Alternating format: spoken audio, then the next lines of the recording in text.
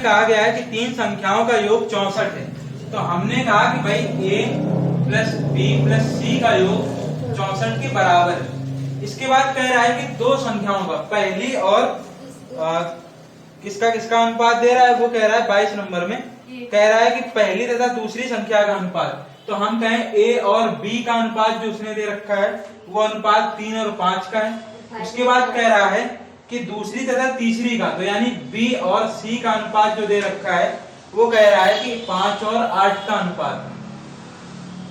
यहां से हम क्या करेंगे, पूरी वैल्यू निकालेंगे, यानी a b और c का अनुपात निकालेंगे। तो यहां से जो अनुपात निकल के आएगा वो 5, ये भी 5 ही है। तो अब आप एक काम कर सकते थे कि यहाँ पे 5 ही रख सकते हो और यहाँ 3 और यहाँ पर 8 सीधा रख सकते हो, क्योंकि वो कटना है। क्यों कटेगा ये भी देख लो जरा। यहाँ पे हम करते क्या है, 5 यहाँ बढ़ाते हैं और 5 यहाँ भी बढ़ाएंगे, तो ये 5 और ये 5 कट गया, तो बचा क्या, तो हम सीधा भी लिख सकते थे एक चीज को। तो यहाँ से अनुपात निकल के आ गया, तीनों का योग कितना दे रखा है, हम यहाँ पे देख रहे हैं कि योग हमारा कितना बन रहा है 16 के बराबर। तो 16 यूनिट बराबर है किसके, 64 के। तो यहाँ से जो वैल्यू निकलेगी 1 यूनिट की वो 4 के बराबर होगी। अब उसने ये पूछा है कि दूसरी संख्या कितनी होगी, तो दूसरी संख्या जो होगी वो कितनी है, दूसरी संख्या जो होगी वो इतने के बराबर होगी। तो ये हमारा फाइनली आंसर निकल के आया। तो ऑप्शन नंबर इस तरह से आपका ए जो होगा वो करेक्ट होगा।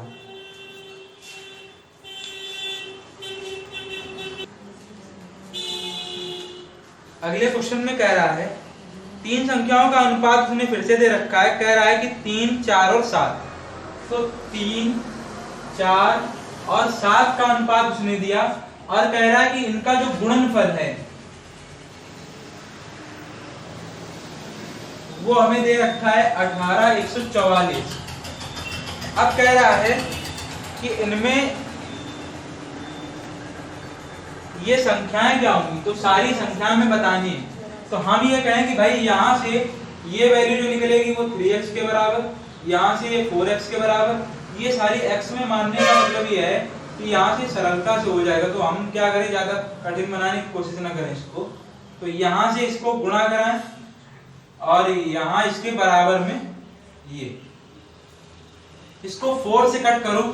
तो देखो 4 से कट करने पे 4, 2 बचेगा, 5, 1 बचेगा और यहाँ पे 4 से कट करेंगे 4 आएगा, 2 बचा, 5, 1 बचा, 12 हो गया, 4 3 12 और यहाँ से 2 बचेगा, 24, 4 6 24। अब इसके बाद हम क्या करें, इसको 3 से कट करें तो 3 1 और ये 5, ये 1 और ये 2। इसके बाद इसको 7 से कट करें तो 7 दूनी 14 और यहाँ से 1 बचेगा, ये 1 और यहाँ 4 बचेगा तो ये 6, ये 2 आएगा सॉरी। तो ये x क्यूब की वैल्यू जो आ जाएगी वो 216 के बराबर होगी, जहां ये 6 का क्यूब होता है। तो हम कहेंगे कि x बराबर जो निकल के आया वो 6 आ जाएगा। तो हमें सारी संख्याएं बतानी है। तो हम ये कहें कि भाई 3x, 4x, 7x की वैल्यू जो होगी वो यहाँ पे हम लिखेंगे, हम कहेंगे 3 × 6, 4 × 6 और ये 7 × 6। तो इस तरह से ये 18, ये 24 और ये 42 निकल के आएगी। तो ये हमारा जो होगा वो फाइनली आंसर होगा। तो इस तरह जो आपका ऑप्शन नंबर करेक्ट है वो सी ऑप्शन नंबर करेक्ट होगा। जैसा कि आप क्वेश्चन देख रहे हैं कि संख्या का 40%, एक संख्या का 40% दूसरी संख्या के 3/5 के बराबर है। तो इसमें अगर हम संख्याएं x और y मान लें तो x का 40%, तो पहली बात 40% का जो फ्रैक्शन होता है वो कितना होता है, वो आपका होता है 2/5 के बराबर। तो यानी कि x का 2/5, x का 2/5 बराबर हो जाएगा y के 3/5 के बराबर। तो यहां से हम क्या कह सकते हैं, x गुणा 2/5 बराबर y गुणा 3/5। तो ये 5 से 5 हमारा कैंसिल हो जाएगा और हमें यहां से क्या मिल जाएगा, x बटे वाई बराबर 3/2, तो यहाँ से x अनुपात y जो है वो किसके बराबर हो जाएगा? 3:2 के। तो 3:2 जो हमको मिल रहा है वो कौन सा? वो हमारा बी ऑप्शन है। लिखा है कि एक विद्यालय में लड़कों की संख्या का 10%, लड़कियों की संख्या का 1/4 भाग है। यहाँ से वो बोल रहा है कि जो लड़के हैं उनका 10% आप निकाले यदि, तो बॉयज का 10% गर्ल्स के 1/4 के बराबर है। तो यहां से आप क्या करें, इनका अनुपात हमें निकालना है। लास्ट में क्वेश्चन में ये कह रहा है, तो आप परसेंट हटाओगे, यहाँ पे 100 आएगा। यहां से 1/4 इसको कट करोगे तो यहाँ पे 10 बचेगा। यहाँ से हम देख पा रहे हैं कि बॉयज और गर्ल्स का जो अनुपात निकलेगा वो आएगा 10/4। तो यहाँ से इसको हम कट करें तो ये 5/2, यानी हम बोल सकते हैं कि बॉयज एंड गर्ल्स का अनुपात जो होगा वो 5:2 के रेशियो में रहेगा। इसके बाद उसने कुछ बातें भी बोली, आगे भी कुछ उसने कुछ कहा है। कह रहा है तथा लड़कियों की संख्या का 10%, लड़कों की संख्या का 1/25 है। तो हमें सिर्फ देखना यह है कि हमें अनुपात बताना था, तो हम इतने से ही अनुपात बता सकते हैं, आगे बढ़ने की कोई जरूरत नहीं है। अगर आप वहां से भी निकालते हो तब भी आपका अनुपात यही निकल के आएगा। तो जरा देख ले उसको भी, अगर हम वैसे करते तो क्या होता। तो उसने कहा कि जो लड़कियों का 10% है वो लड़कों के 1/25 के बराबर है। हमने 1/25 के बराबर कर दिया। इसको हम परसेंट हटाएंगे तो यहां से आ जाएगा 100। यहां बॉयज का 1/25 था, हमने कहा कि ये भाई ये कट करेगा तो 4 टाइम्स। तो यहां से बॉयज और गर्ल्स का निकालना है, तो हम कहेंगे इनका अनुपात जो होगा वो आपका 10:4 के अनुपात में। इसको हम 2 से अभी भी कट कर सकते हैं, तो ये 5:2 निकल के आएगा। तो आप देख पा रहे हैं दोनों जगह से सेम रेशियो निकल के आ रहा है। तो हम क्या करें, इतने से भी काम चला सकते हैं।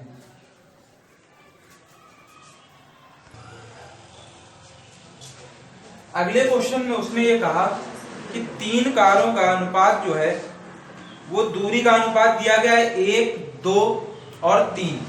तो उसने क्या किया, दूरी का अनुपात दिया, कह रहा है ये अनुपात जो है वो 1, 2 और 3 के अनुपात में, ये हमें दूरी का अनुपात दिया गया है, कारों की दूरी का अनुपात। इसके बाद उसने ये कहा,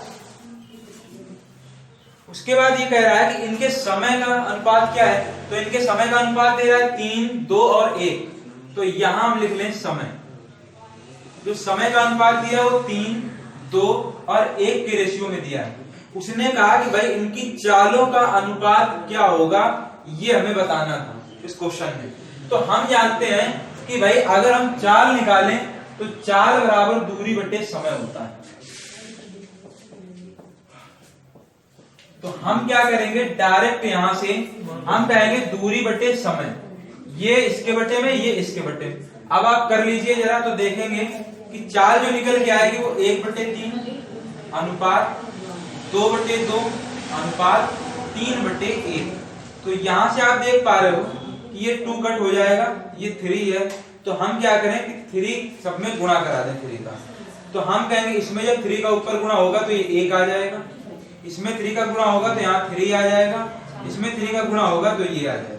तो ये जो वैल्यू आपकी निकल के आई, ये जो अनुपात निकल के आया वो चाल का अनुपात है। तो इस तरह से आपका जो ऑप्शन सही होगा वो ऑप्शन नंबर बी करेक्ट होगा। किसी ने पूछा भाई 3 का गुणा यहाँ क्यों कराया गया, तो 3 का गुणा इसलिए करा रहे हैं क्योंकि यहाँ पे 3 अनुपात 1 का रेशियो और यहाँ पे भी 3 है। ये 3 हमें खत्म करना पड़ेगा, तब ये अनुपात एक पूर्ण पूर्णांक में मिलेगा। तो हम कहेंगे भाई एलसीएम लेके 3 का इसमें, 3 का इसमें और 3 का इसमें आप गुणा करा दो। तो यहां से ये कट होगा तो 1:3:9, जो आपका ये आंसर आ रहा है।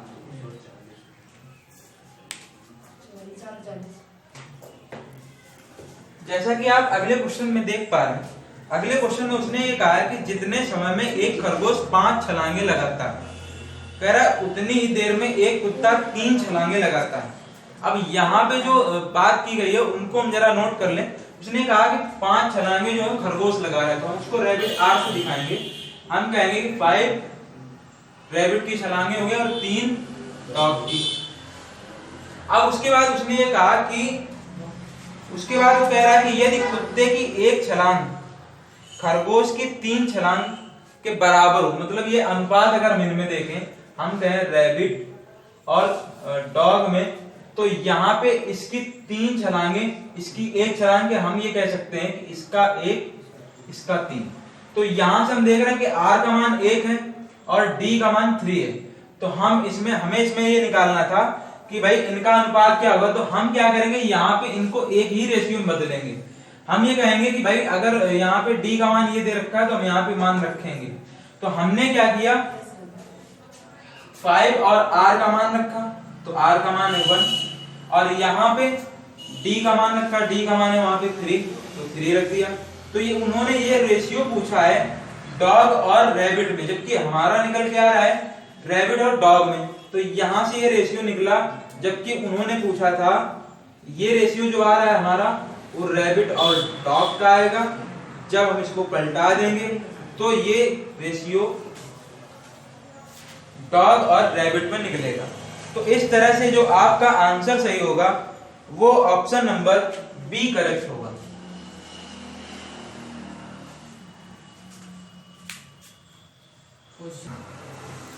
आपके मन में प्रश्न आ रहा होगा कि ये वैल्यू आपने कहां से रख दी।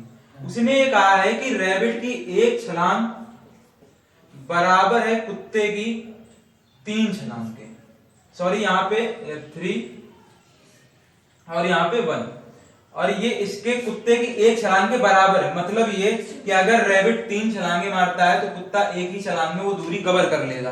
तो उसने यही कहा। अब यहां से आप रेशियो जब निकालोगे, इसका रेशियो जब आएगा आपके पास तो ये 1/3, तो आपको यही प्राप्त हो जाएगा। तो हमने सीधा यही लिख दिया था।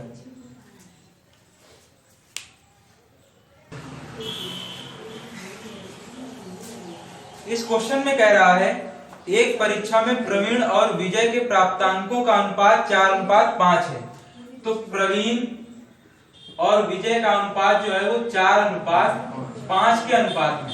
उसके बाद कह रहा है कि विजय और एक पर्सन और है सुरेश, इनका अनुपात जो दे रखा है उसने वो कहा है कि इनका अनुपात 3:2 के बराबर है। 3:2 दिया है। कह रहा है कि प्रवीण और सुरेश का निकालिए। तो प्रवीण और सुरेश का अनुपात निकालना है। तो हम क्या करेंगे, हम तीनों का निकालेंगे। पहले हम कहेंगे प्रवीण और विजय और सुरेश। तो यहां से हम कहेंगे 4:5 और यहां से 3:2। तो यहाँ पे आप इसका गुणा इसमें कराएंगे, ये 12, यहाँ पे आप इसका गुणा कराएंगे इतना, और इसका गुणा इसमें होगा, तो ये वैल्यू आ जाएगी। ये वैल्यू आई आपकी, ये प्रवीण की है, ये विजय की है और ये सुरेश की है। हमसे पूछा गया है कि भाई आप बताइए प्रवीण और सुरेश को। तो प्रवीण यहाँ पे, सुरेश यहाँ पे, तो इनका अनुपात अगर हम यहाँ पे लिखें तो देख रहे हैं हम कि 12 और 10 का अनुपात आएगा। इसको हम 2 से कट कर सकते हैं, तो यहाँ पे 6:5 का रेशियो निकल के आएगा, जिससे कि आपका ऑप्शन नंबर सी करेक्ट होगा। क्वेश्चन में कह रहा है एक परीक्षा में अंशुल ने अंग्रेजी में विज्ञान से 2 गुने अंक प्राप्त किए। तो इसका मतलब ये हुआ कि अंग्रेजी में उसने विज्ञान से 2 गुने अंक प्राप्त किए हैं। हम इसका मतलब ये कह सकते हैं कि ये हमारा रेशियो अगर बनाए तो ये हमारा रेशियो रहा होगा। उसके बाद कह रहा है कि विज्ञान, अंग्रेजी, विज्ञान और एक सब्जेक्ट है, अगला जो सब्जेक्ट है उसमें है आपका गणित, तो मैथ्स। और कह रहा है कि इनका टोटल पूर्णांक जो था वो इतना था। अब कह रहा है कि यदि, इसके बाद उसने कहा कि यदि अंग्रेजी तथा गणित में उसके प्राप्तांकों का अनुपात, तो अंग्रेजी और गणित में अनुपात फिर से दे रहा है। तो इंग्लिश और मैथ्स में अनुपात जो उसने दिया वो कह रहा है 2:3 का अनुपात है। अब यहां से उसने पूछा ये है तो विज्ञान में उसने कुल कितने अंक प्राप्त किए, तो विज्ञान के अंकों को हमें बताना है। तो हम यहां से ये बोल सकते हैं कि अगर हम तीनों का अनुपात निकालें तो क्या निकलेगा, तो यहाँ पे हम ये देख पा रहे हैं, अगर हम इंग्लिश, साइंस और मैथ्स का निकालें तो ये 2:1, और यहाँ पे इंग्लिश का यहाँ पे है तो मैथ्स को यहाँ रखेंगे और इसको हम 2 और यहाँ पे 3 कर देंगे। तो अब आप देख पा रहे हो ये 3 ऐसे ही आ जाएगा, ये 2 और ये 1। अब आप देख रहे हो कि इन तीनों का योग 180 के बराबर है, तो हम क्या करें, इनको जोड़ के 180 के बराबर कर दें। तो 6 यूनिट का मान जो होगा वो 180 के बराबर, तो यहां से 1 यूनिट का मान जो निकल के आएगा वो हमारा 30 के बराबर होगा। अब आप देख पा रहे हैं कि यहां से आप विज्ञान का प्राप्तांक निकालना चाहें तो साइंस का जो प्राप्तांक होगा 1 × 30 ही होगा, तो आपका जो फाइनली आंसर आएगा वो आंसर आपका 30 होगा। तो इस तरह से आपका जो ऑप्शन नंबर करेक्ट होगा वो ऑप्शन नंबर बी करेक्ट होगा।